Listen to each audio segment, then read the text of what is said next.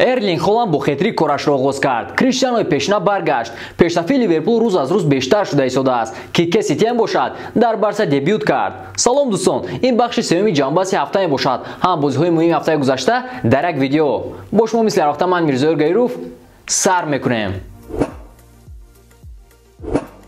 мухлисон зидди вар баромад карда истоданд. пас аз Англия ки зидди ин технология баромад кардан, дар Испания низ омоданд ки ин корро кунанд. маъмурияти Севиля дар симои Мончи ва Хулиан Лапитеги ки пештар ором буданд, пас аз бохт аз Реал гуноҳро ба бозингаронашон неву ба гардани доварон ва вар бор карданд. Реал дар набудани Бензима ҳамлагари нишонза надорад, аммо ин корро ниҳматгар Каземиро ба дасти худ гирифт ва ҳатто дар чунин бозии мушкил мо зебогиро дидем. агар ассисти ёбишро надида бошед, пас дар охири видео бонусро интизор шавед. дар дебюти тренерии Кике Сетен дар Барса каталониҳо бо Гранада рақобат карданд. бозии мазкур якумин бозии дастаи каталонӣ дар варзишгоҳи Камп Nou дар соли 2020 ба ҳисоб мерафт.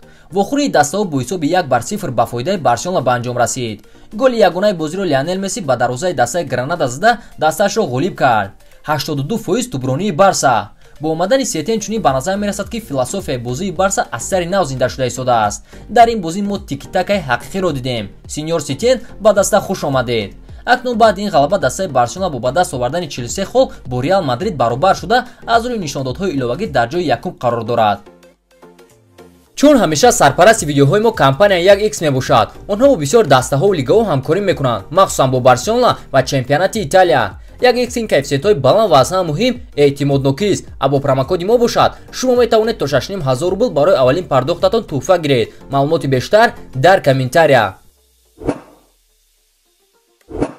ба Эрлинг Холланд фарқ надорад ки дар кадом Бундеслига гол занад. ӯ Бундеслигаи австралиягиро ба олмонӣ иваз карда, дараҷаро ҳис накард. дебюти Холланд дар Дортмунд саргузашти Абамянгро такрор карда истодааст. ҳамон рақами 17 ва ҳамон хетрик дар аввалин бозӣ. Холланд дар қисми дуюм ба майдон баромад, вақти Дортмунд 1-3 дар меҳмонӣ аз Аусбург бой дода истода буд. он ҷо ҳар ду дастаҳо қариб бе ҳиматгарон бозӣ мекарданд. Холланд якбора ба бозӣ даромад, 3 зарба бо пои чап ва 3 гол. самаранокӣ 100%. барои ин кор 23 дақиқа сарф шудааст. акнун тасаввур кунед ки чӣ тавр ӯ дар майдони хонагии Дортмунд пешвоз мегиранд. чиро иммобилеро чӣ қадар таъриф кунем ҳам кам аст. бози аз бозии ин мошини голзании римӣ боқувват шуда истодааст ва ҳиматгаронро мисли хирс аз харгӯш хеле осон мегузарад. 23 гол дар чемпионати Италия дар айни ҳол. беҳтарин бамбардир байни топ 5 чемпионатҳои аврупоӣ. Тимо Вернер ва Роберт Левандовски ки як моҳ ҳамроҳи Бундеслига ба истират рафтанд, 20 голӣ заданд. Симеоне Инзаги тамоми бозии Латсиоро атрофи як бозингар сохтааст. чиро беҳтар шудааст ва барои бутсии тиллоӣ мубориза мебарад. бо хетрикаш ба дарвозаи Самдория ӯ ба дастааш 11ум ғалаба пай ҳам овард. силсилаи рекордии Латсио дар чемпионат идома ёфта истодааст ва ҳоло аниқ нест ки кадом даста рақиби асосии Ювентус аст. Интере ки хол аз даст дода истодааст ё дастаи пурқуввати Инзаги. Дженнаро Гаттузоро то тавонистем ҳимоя кардем. дар Милан ӯ аз рӯи виҷдон кор мекард ва кӯшиш мекард нишон диҳад ки ӯ низ нақшаи бозӣ дорад ва ҳатто қариб онҳоро ба Лигаи Чемпионҳо бурда буд. аммо гузаштан ба Наполи хатогии бузурги ӯ буд. омадан ба Неапл пас аз он ҳодисаи норозигии бозингарон зидди президент ва тренер аз як тараф нотарсӣ ва далерӣ аст, аз тарафи дигар бошад иштибоҳи калон. даста ҳол ҳам мисли пештар аст, ё ҳол ҳам аз хоб нахестан чӣ? ана ба шумо боз ҳамон нақшаи 4-3-3 чӣ хеле ки хоҳед бозӣ кунед мисли пештара, мегӯяд Гаттузо. аммо натиҷаҳо бадтару бадтар шуда истоданд. Наполи дар 5 бозии охир 4 бор шикаст хӯрдааст, ин дафъа аз Фиорентина ва акнун ҳолати Дженнаро бад аст. бар кашидан мушкил аст ки чанд килограмм мотиватсияро Златан Ибрагимович ба Милан овард. он пас аз омадани ӯ даста аниқ пурқувват шудааст. албатта онҳоро таърифи зиёд кардан душвор аст, зеро баъд аз ними мавсим ҳимоятгари Канори Тео Эрнандес беҳтарин бамбардири даста бошад, пас ин ҳолати на он қадар муқаррӣ аст. он ба ҳар ҳол даста дар моҳи январ пешравӣ кардааст ва ҳатто Стефан Пиоли ки ӯро ҳама тренери бад мешуморанд, баъзан вақт қарорҳои дуруст мебарорад. мисол дар майдон баровардани бозингари хорватӣ Анте Ребиш. ӯ қариб ба Бундеслига рафта истода буд, аммо нохост ба майдон баромада 2 гол зад ва голи дуюми ӯ дар вақти иловагӣ ба Милан зидди Удинезе ғалаба овард. Ҷанлуиҷи Донарума бошад бояд ба Ребиш ташаккур гӯяд, зеро маҳз аз пушти хатогии ӯ даста қариб шикаст хӯрда буд. Ювентус дар бозии мушкил тавонист Пармаро бо ҳисоби 2-1 шикаст диҳад. дар дақиқаи 43 Криштиано Роналдо ҳисобро кушод. Парма дар дақиқаи 55 ба ин гол ҷавоб гуфт ва ҳисобро баробар кард. баъди 3 дақиқаи ин гол Роналдо голи дуюми худро ба ҳадаф расонид. ин гол барои Ювентус ғалабаовар буд. 2-1 ғалабаи Ювентус ва туриниҳо аз Интер 4 имтиёз пеш гузаштанд. Ювентус чунин бозиҳоро бисёр аз сар гузаронида истодааст. Дар мавсими ҷорӣ онҳо танҳо ба мушкилиҳои зиёд ғалаба ба даст меоранд. алоҳида бояд охирон бозиҳои Роналдуро қайд кунем. Чунин ба назар мерасад, ки Маврисио Сарри ба ваъдааш вафо карда истодааст.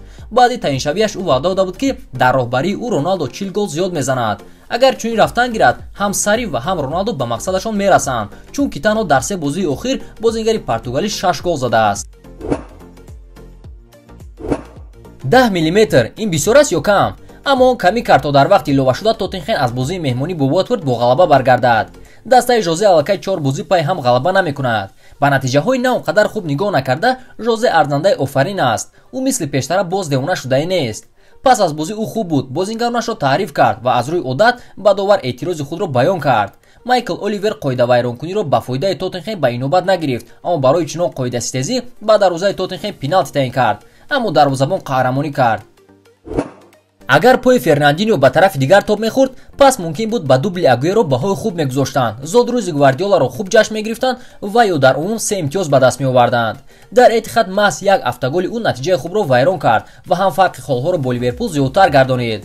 Боз дар рӯзи зодрӯзи тренер болои ин футболбози дӯстдоштааш ин корро кард. ҳатто беҳтарин дастаҳои дунё имрӯза аз чунин ҳолатҳо нохост автогол ё аз голи Ҷенг Тосун дар амон нестанд. Сити мисли мавсими гузашта футболбозони асосиашро аз даст додааст, аммо агар соли гузашта набудани Дебрюйне ба даста он қадар таъсир накарда бошад, пас имсол набудани Эмерик Ляпорте нақшаҳои Ситиро вайрон карданд ва тақдири чемпиониро дар Англия аллакай зимистон ҳал кард. 16 имтиёз пеш дар моҳи январ. Бисёрҳо ба чемпионии Ливерпул аллакай боварӣ доранд. Ин дербоз аниқ буд. Вале ҳатто ба дастаи чемпион баъзан вақт дар моҳи январ аз пушти тақвими вазнин бозиҳо мушкил мешаванд. Инро дерби бо МЮ нишон дод. Омодагии хуб, маҳз ин чиз ба дастаҳо намерасид. онҳо бисёр ба хатогиҳо роҳ меоданд, беҳуда аз як тараф ба тарафи дигар медавиданд, аммо дар охир дастае ки бояд ғалаба мекард, ин корро кард. дараҷаҳои вазнӣ албатта фарқ мекунанд ва инчунин набудани Маркус Решфорд боз ҳам ба МЮ таъсири калон расонид. Мисли бозии гузашта Оле Гуннар Сулшер хост тактикаи ҳарифро такрор кунад, аммо ин дафъа ин чиз ба кор наомад. мисли пештара як ҳаракати хуби Фирмино дар хати ҳимояи МЮ бесаросомониро ба миён меовард ва ҳамеша барои дигар ҳамлагарони Мерсайдо мавқеъҳои озод мегузоштанд. Ливерпул метавонист аз ин ҳам бештар гол занад, вале задани гол танҳо дар охири бозӣ иттифоқ уфтод. акнун Алисон Бекер як партофти головар дорад. Барои муқоиса Ҷейси Лингард аз МЮ ягонто. аз МЮ бошад ягона чизе ки ба ман писанд омад, ин бозии хуби Фред буд. Бояд Сулшер зуд ҳамлагар харад. бонусро маҳз ҳамон паси ёбиш мекушояд. бозингари серби ҳол ҳам дар Мадрид мавқеашро наёфтааст, аммо паси додаи ӯ ба Каземиро ин як чизи номуқаррарӣ аст. Ҷереми Бага боз голи зебо зад. Суперзарбаи ӯ ба Сассуоло зидди Торино ғалаба овард. чунин ба назар мерасад, ки дар Астон Вилла танҳо як нафар бозӣ мекунад, Ҷек Грилиш, вазифаи дигарон ба ӯ пас додан аст. Тимо Вердер на танҳо гол мезанад, ӯ гӯё ба тахта мехро мекубад. Лейпциг ғалаба кард ва пешсафиро дар Бундеслига нигоҳ медорад. Валенсия ҳангомавӣ ба Малёрка бой дод. Даниэл Родригес нуқтаи ниҳоии ин бозиро гузошт. ва голи зеботарини уикенд, ин голи зебои Эрнесто Тарегроси мебошад. ӯ дар Бреша бозӣ мекунад ва ин силоҳи вазнини ӯст. инҳо буданд бозиҳои ҳафтаи гузашта. агар видео ба шумо писанд омада бошад, лайк гузоред ва ба дӯстонатон канали моро тавсия диҳед. бо шумо буд Мирзоёр Гаёров. хайр.